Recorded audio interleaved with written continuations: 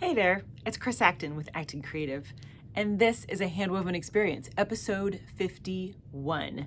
And in this episode, we're going to talk all about twill. Matter of fact, we're going to talk about different categories of twill. A balanced twill, a warp-faced twill, and a weft-faced twill. Don't you worry, I'll explain all of that. But to do it, we need to get a lot closer to the fabric on the loom. So here we go. All right, so let's start at the top, talking about what is twill. Twill has this very distinctive diagonal in the fabric, and the way you achieve that is by picking a certain pattern, and then you just shift everything one block each time you throw the shuttle. And that gives you all kinds of cool little angled designs in your fabric. But you can break down twill into even smaller categories, because twill is a big category.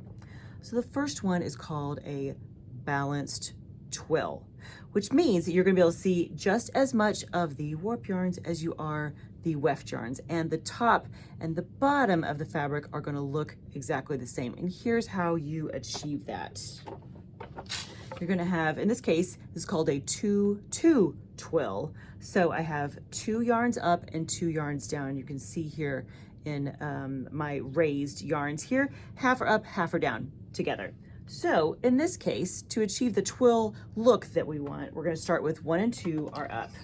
I'm gonna throw my shuttle, and then we're gonna shift it 1 slot.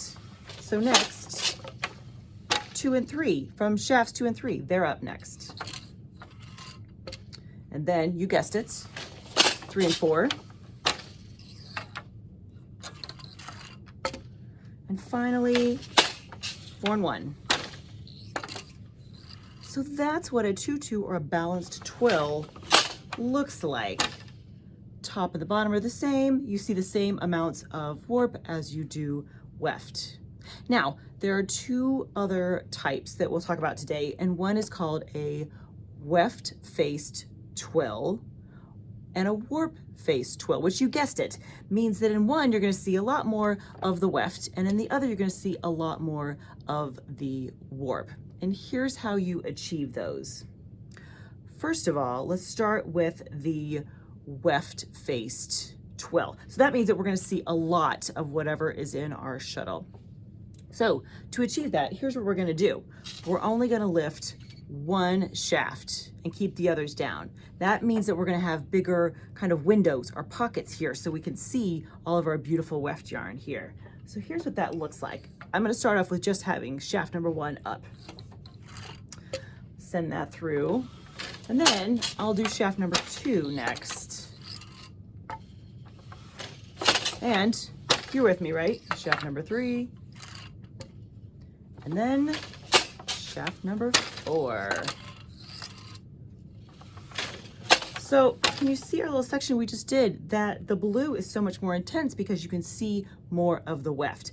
This type of twill is called a 3-1 twill because we went over 3 warp yarns and under 1. So if you see your weft yarn here is, you see mostly the weft there, that's weft-faced, and it is a 3-1 twill. So now let's do just the opposite so that you can see more of the warp. So to do that then, we are going to change our treadling. So we're gonna start by lifting shafts 1, 2, and 3 all up. So look at all that's up. Almost all my yarns are up and hardly any of them are down, which means that when I toss my shuttle here, you're hardly going to see any of this and lots of this. This is my warp-faced twill.